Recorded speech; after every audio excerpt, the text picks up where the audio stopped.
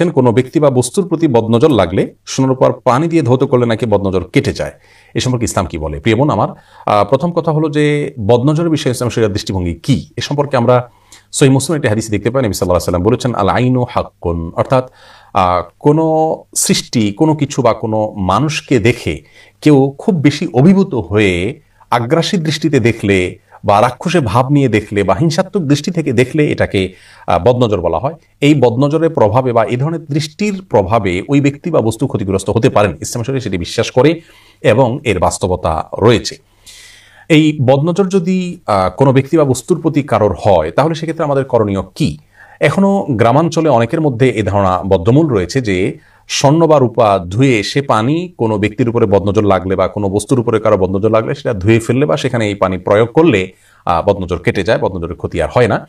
আবার অনেকে মনে করেন কোনো ক্ষেতে ফসল হয়েছে, খুব ভালো ফসল হয়েছে, মানুষের বদনজর লেগে সেটা ক্ষতি হতে পারে, সেই জায়গা থেকে তারা অনেক সময় দেখা যায় যে মাটির পাত্রের উপরে কালি মেখে সেটাকে লাগিয়ে দেন এবং মনে করেন তার ফলে বদনজর থেকে এই ফসলগুলো রক্ষা পায়।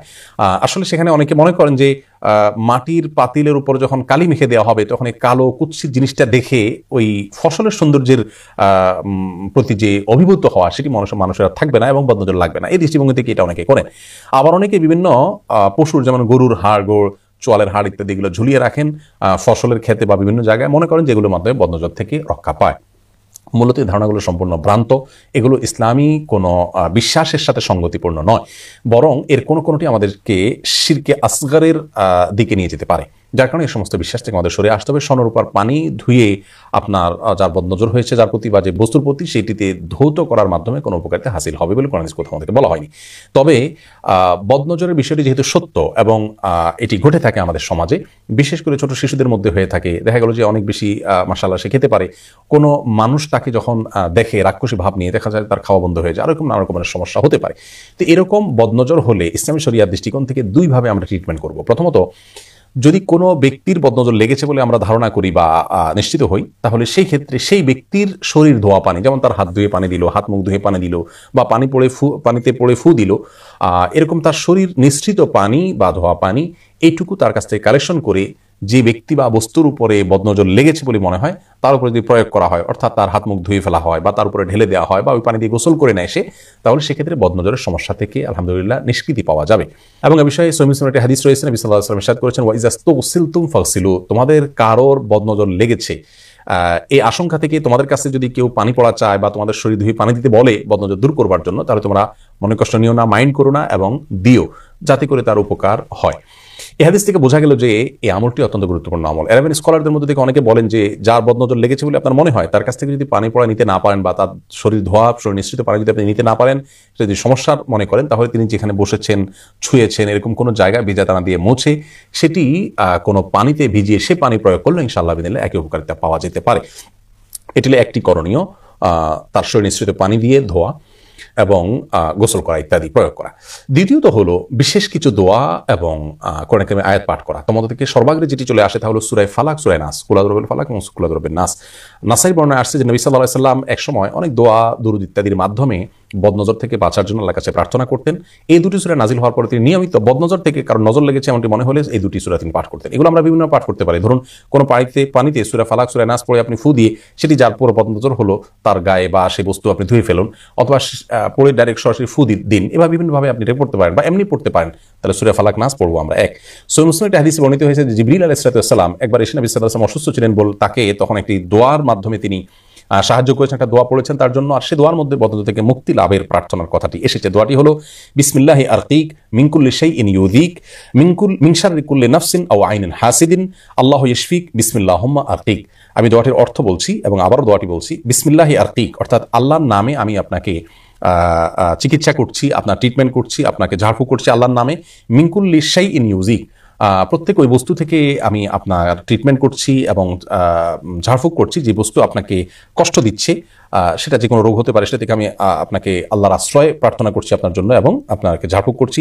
এবং কোনো ব্যক্তি বা কোনো ব্যক্তির দৃষ্টি, হিংসাত্মক দৃষ্টিতে আপনি যদি ক্ষতিগ্রস্ত হয়ে থাকেন, সেই ক্ষতি থেকে বাঁচার জন্য আমি ঝাড়ফুঁক করছি।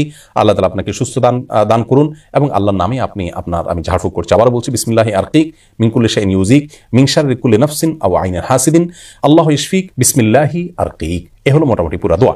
এছাড়া আরো একটি দোয়া আছে, প্রিয় নবী সাল্লাল্লাহু আলাইহি ওয়াসাল্লাম তার নাতি হাসান হোসেন রাদিয়াল্লাহু তাআলা আনহুর জন্য দোয়া পাঠ করেছেন। এখানেও বদনজর থেকে বাঁচার কথা বলা আছে এবং বাঁচার জন্য আল্লাহর কাছে আশ্রয় চাওয়ার কথা বলা আছে।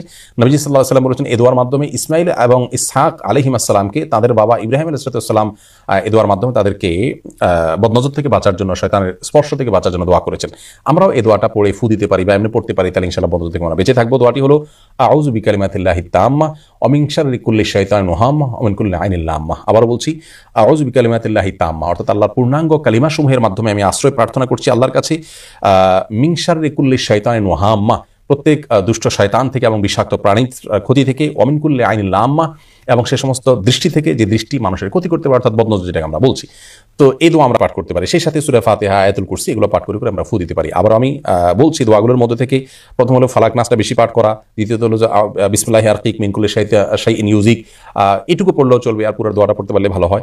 এরপর আউযু বিকালিমাতিল্লাহি তাম্মা ওয়া মিন শাররি কুল্লি শাইতানিন ওয়াহাম্মা ওয়া মিন কুল্লি আইনিন লাম্মা, এটিও আমরা পাঠ করতে পারি। বিসমিল্লাহিল্লাযী লা ইয়াদুররু মা'a ইসমিহি শাইউন ফিল আরদি ওয়া লা ফিস সামা'i ওয়াস সামিউল আলিম, এই দোয়াটি সকাল সন্ধ্যা 3 দিন পাঠ করলে আল্লাহ তাআলা সবকিছুর ক্ষতি থেকে, বদনজরের ক্ষতি থেকে বাঁচাবেন। আয়াতুল কুরসি, সূরা ফাতিহা পড়তে পারি। এই দোয়াগুলো পড়ে পানিতে ফু দিয়ে সেটি ব্যবহার করতে পারি, তেলে পড়ে ব্যবহার করতে পারি, এমনি পড়ে ফু দিতে পারি, অথবা এমনি পাঠ করতে পারি। এর মাধ্যমে আল্লাহ তাআলা বদনজর থেকে হেফাজত রাখবেন। আর কোনো বস্তু দেখে আমরা যদি অভিভূত হয়ে পড়ি যাতে আমাদের বদনজর না লাগে, সেক্ষেত্রে আমাদের বলা উচিত মাশাআল্লাহ, সুবহানাল্লাহ অথবা আলহামদুলিল্লাহ। আল্লাহর দিকে সেটার কর্তৃত্বের সম্বন্ধ করলে ইনশাআল্লাহ বিদিনিল্লাহ সেটি কোনো প্রকার ক্ষয়ক্ষতি থেকে রক্ষা পাবে, এবং বিভিন্ন হাদিস থেকে এটি বোঝা যায়। এজন্য কোনো বস্তু দেখে কারোর বদনজর লাগতে পারে এরকম মনে হলে সেখানে যদি মাশাআল্লাহ লিখে দেওয়া যায়, যাতে মানুষ দেখে সেটা পড়ে, তাহলে ইনশাআল্লাহ বদনজর থেকে রক্ষা পাওয়া যাবে। তবে বদনজর থেকে নিষ্কৃতির জন্য যে সমস্ত কুসংস্কারের জন্য বিশ্বাস রয়েছে, ভুল ধারণা রয়েছে, সেগুলো থেকে আমাদের সরে আসতে হবে, যেমন সোনার উপর পানি দিয়ে ধৌত করা ইত্যাদি, এগুলো কোনো অবস্থাতেই করা যাবে না। প্রসঙ্গত একটি সংশয় নিরসন করতে চাই, আর তা হলো অনেকে হয়তো বলবেন যে বাজারে যে সমস্ত খোলা খাবার থাকে, অথবা অনেক সময় দেখি আমরা সোশ্যাল মিডিয়াতে ছোট ছোট ফুটফুটে বাচ্চাদের ছবি শেয়ার করা হয়, তো এগুলোর মাধ্যমে কি বদনজর লাগে না? আমরা তো সেখানে বদনজর লেগে কোনো ক্ষতি হতে দেখি না।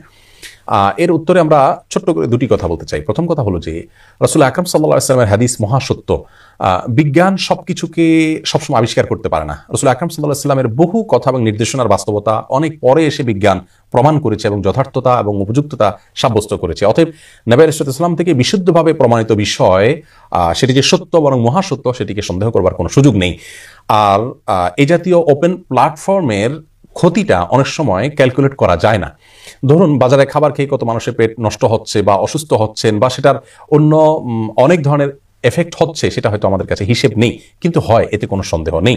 আর তাছাড়া এই জাতীয় বদনজরগুলো ব্যক্তি টু ব্যক্তিতে যেভাবে প্রভাব পড়ে, বা সেই প্রভাবটা যতটা আমাদের কাছে প্রকট বা দৃশ্যমান হয়, এই জাতীয় ওপেন প্ল্যাটফর্মের ক্ষতিগুলো সেভাবে দৃশ্যমান হয় না। কিন্তু নবী সাল্লাল্লাহু আলাইহি ওয়াসাল্লামের যে হাদিস আল আইনু হাক্কুন সহিহ মুসলিমে বর্ণিত হয়েছে, সেটি মহাসত্য, সেটাকে সন্দেহ করবার কোনো সুযোগ নেই। আল্লাহ তাআলা সব ধরনের ক্ষয়ক্ষতি থেকে আমাদেরকে হেফাজত রাখুন, এবং সুন্নাহসম্মত উপায়ে সমস্ত সমস্যার সমাধানের পথ যেন আমরা খুঁজে পাই, সে তৌফিক দান করুন। আসসালামু আলাইকুম।